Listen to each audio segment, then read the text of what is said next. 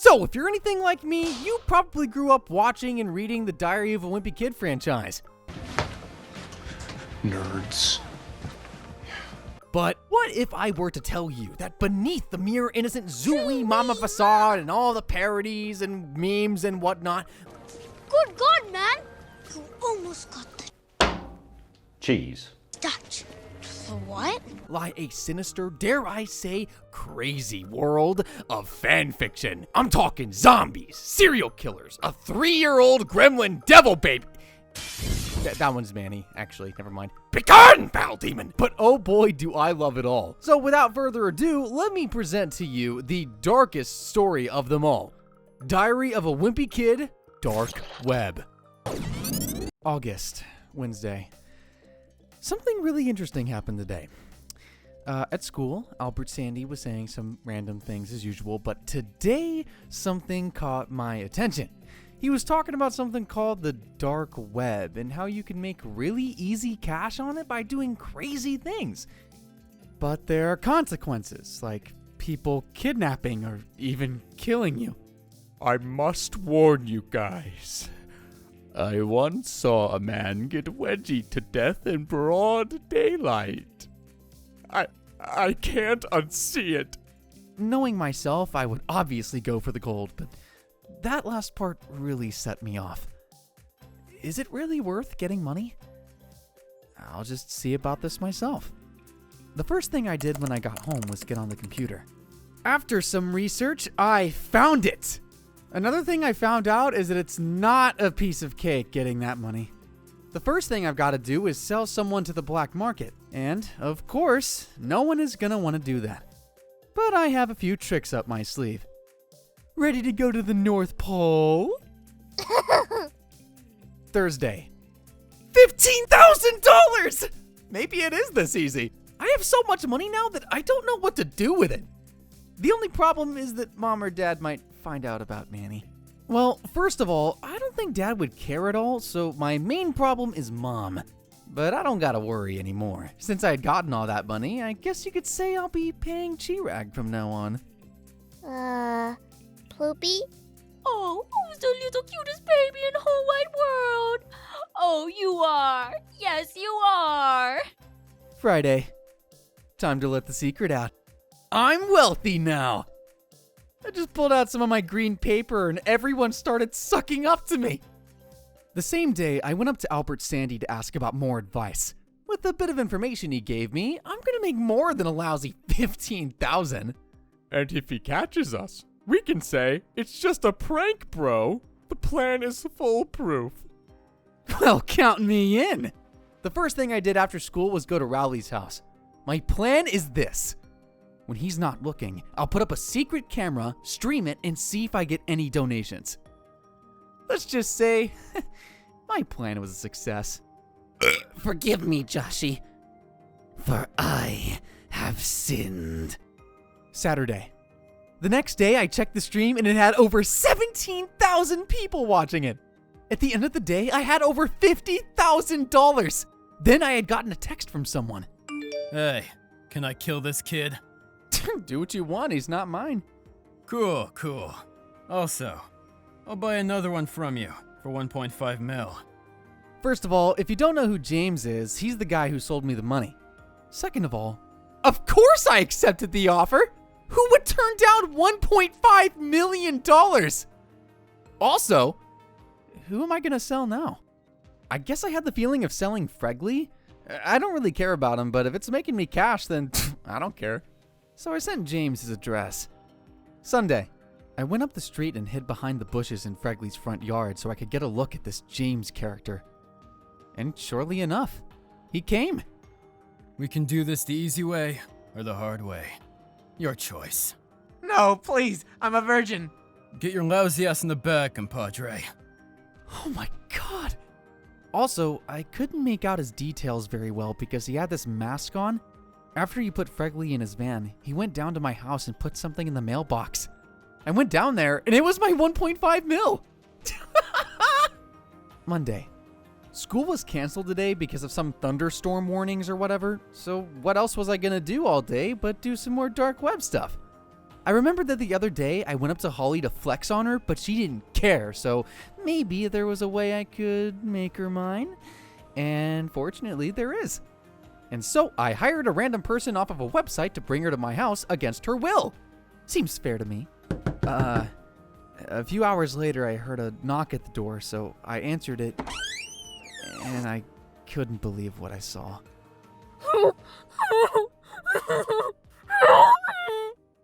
Holy! What's going on? That's when I realized that what I'm doing is messed up. I'm so freaked out that all I did was leave her out there. I don't want to do this anymore. Tuesday. Oh shit, I forgot all about Holly! I ran outside and I was too late. Apparently they thought it was another trash bag. I guess there's nothing to do now. She's gone forever. Wednesday. I don't want to do this anymore. Today I texted James that I was done selling him stuff, but he texted me something I didn't expect. Meet me behind Papa Tony's.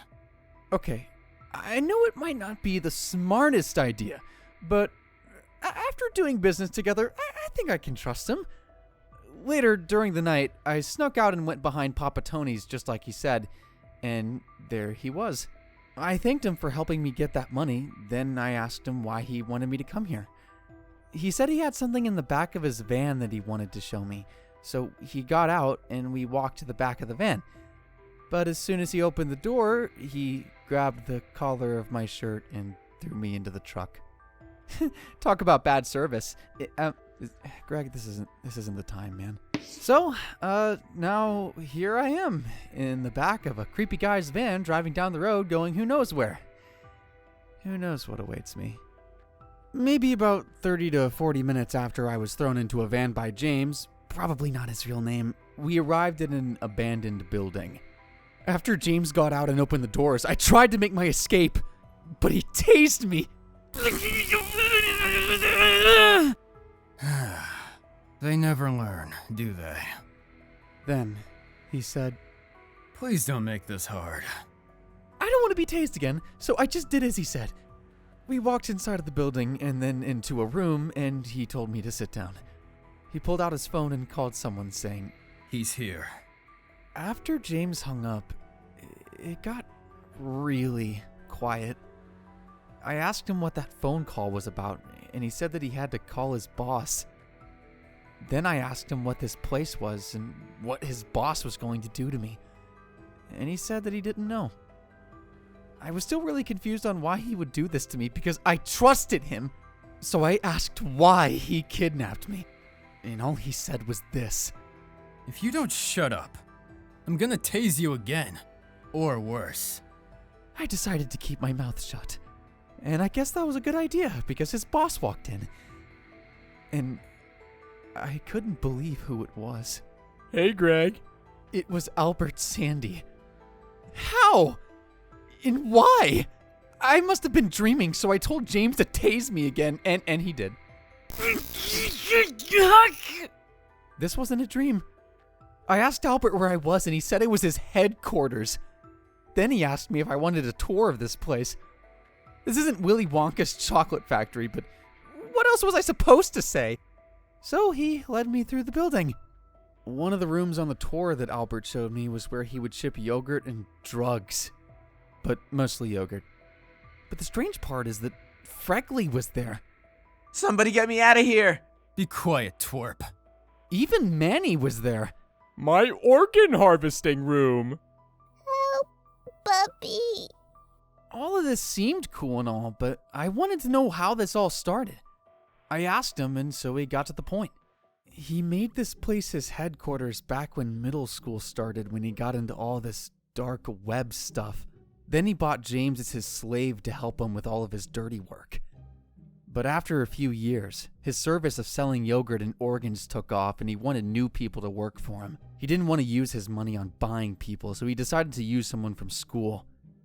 For some reason, he thought I would be the perfect person who would like doing stuff like this, so he brought it up to me because he knew that I would be curious.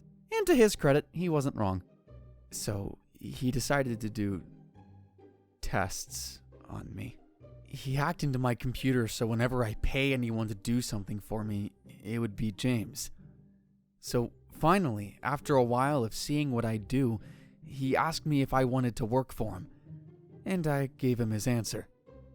I'm sorry, but no. He looked kind of confused for a second, and then laughed.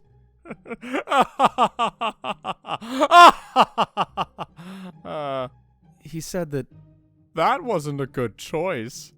Huh? He then snapped his fingers and James started to walk towards me. This obviously didn't look good, so I made a run for it. I guess it was good that I got that tour because now I knew how to get around the place. Oh, God. Greg! Get back here, you little twerp! From looking back, he didn't look like he was in a hurry, so I guess that could buy me some time. After running down a few corridors, I ran into a room and hid behind a table. But apparently, it didn't take him that long to find me. I can see you, Greg. Damn it. I knew I should have hid behind the door. And he didn't have a little old taser this time. Oh, no, he had a gun. I wasn't planning on dying this soon, so I told him that I had an idea where nothing bad could happen. I was lucky because he actually put his gun out of my face and told me to make it quick. So I told him that if we both escape, then we don't have to hear from Albert ever again. And he said that he liked that idea. But then I asked him why he didn't escape in the first place. James said that he couldn't escape because Albert installed a shock collar on his ankle, so whenever James doesn't do his bidding, he'll just shock him. So I grabbed a hammer that was on the table and started to bash at it, and it actually came off. He was ticked off, though, because he thought I was going to snap off his ankle. After all of that, we started to get the heck out of there. James said that there was an exit a few turns from running, but as we were doing that, we accidentally ran into Albert Sandy. He asked us where we were going. And believe it or not, James said, Get out of my way, you lump of pork. It beat the tar out of him! Hey, take it easy. We're all friends here. I waited a long time for this. Oh, no.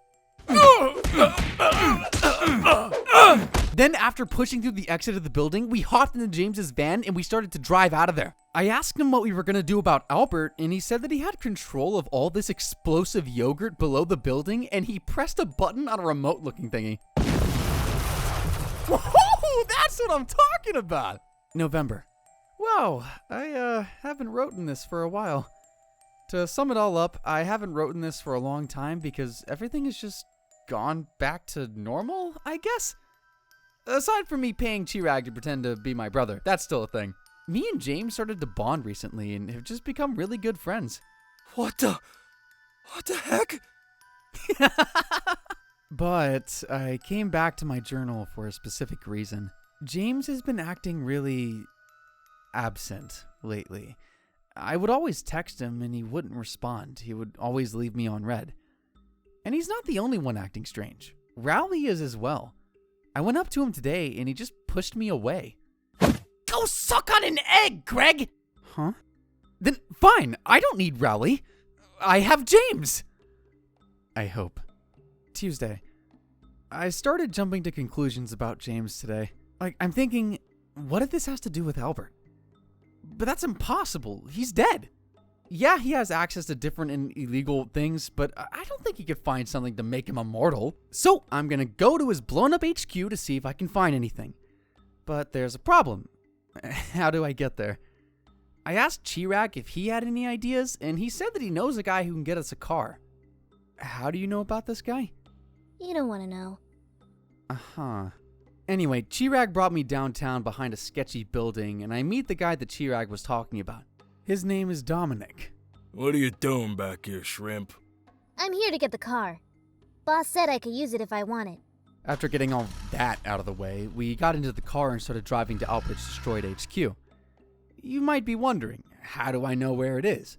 Well, it's quite simple. When me and James were friends, he told me where it was, a few miles away from Plainview. When we got to the HQ, it was nothing but rubble. Well, besides the giant piles of yogurt everywhere. Oh, brother, this place stinks! After looking through the junk a little bit, I noticed something. Albert's body was nowhere to be found. There was nothing else we could do there, so we got back in the car and drove back home. Wednesday. None of this makes any sense. First, James goes missing, Rowley is mad at me, and Albert's body is gone. And now Rowley is suddenly acting nice to me? How's it going, Greg? My spidey senses are tingling. I don't know if he's bipolar or something now, but it's getting kind of strange. Another thing he asked me today was if I could spend the night at his house. So I agreed, because I think it'll get my mind off of things, but I am bringing Chirag too, if anything weird happens. Friday. I knew it. As soon as me and Chirag opened Rowley's front door, that giant piece of lard smacked us in the head with a metal bat. When I woke up, me and Chirag were tied up and inside a moving van. Here we go again. Chirag was already awake and he asked me what was going on, and I told him I didn't know. Until Rowley told us to shut our mouths. Be quiet back there!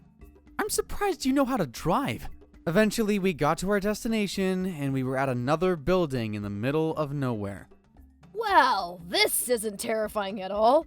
Rowley motioned us inside. Rowley took us into a room that had Albert and James inside. But James was tied up too. I still didn't want to talk to him though, so I started asking Albert all the questions. You're supposed to be dead. How are you alive? Simple. I shielded myself with my amazing yogurt. Of course you would. Why is James here? Since he called me a lump of pork, I kidnapped him, stole all his stuff, and tortured him. Where am I? My boss, Mr. S, lended me the building. That's when I told Albert to cut to the chase. He said that he brought me here so that he can torture me too, but he doesn't need James anymore, and he doesn't need Chirag. So Rowley kicked them out and locked the door shut and started to walk me into another room. The room was lit red, and it had a chair in the middle. I didn't know if I was hallucinating, but I swear there was blood stains on there. After they strapped me down, Albert said he was going to grab some tools. As soon as Albert left the room, I asked Rowley why he was so mad at me, and he said it was because Albert told him that I put that camera in his room. That's also why he joined Albert. I had completely forgot about the camera I set up. I guess everything has been going by so fast. It felt like yesterday when I joined the dark web. I told Rowley I was sorry, and I was getting ahead of myself, and I wouldn't do anything like that ever again. But they didn't say anything.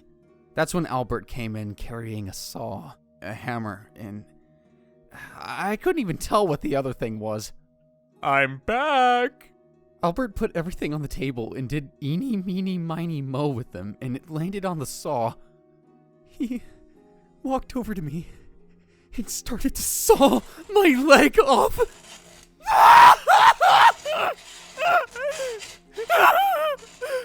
It was the worst pain I've ever felt in my life. Right when the saw started gnawing at my bone, I passed out. I woke up with Albert slapping my face. Wakey, wakey! Greg! Roderick? Greg! I guess he was waking me up. I couldn't feel my leg, and I didn't even want to look at it, but what I did see, though, was Albert telling Rowley to cut off my arm. Your turn, Rowley. Cut off his arm. Rowley, don't do it! You were the chosen one! What would Joshy think of you? Don't listen to him! Do it! I don't think I want to do that. I guess the whole Joshy stuff paid off, though, because Rowley said no. Right before Albert could do anything, James and Chirag busted down the door and grabbed Albert. The jig is up, fatso. No! After wrestling that fat warthog, they tied him up and knocked him out. After losing so much blood, I passed out. Monday. I guess it's time to catch you up on what happened. After I passed out, James, Chirag, and Rowley helped me out with my leg, and we all got in the van. To take care of Albert, they put him in a bag, tight weights on him, and tossed him over a bridge. Have fun swimming with the fishes, you dork. The next day, James took me to the hospital for my leg and paid the hospital bill. Then he went on the dark web and bought me a cool robot leg as a new one. Other than that, me and Rowley became friends again, and I'm still paying Chirag to pretend to be my younger brother. It's gonna be a while before I forget about all this, so I'm just gonna put the past behind me. Huh. Now that I think about it, I wonder what happened to Manny. The end! Hey, my man! If you enjoyed the video, be sure to hit that like button down below and subscribe for more spectacular videos. Okay, bye!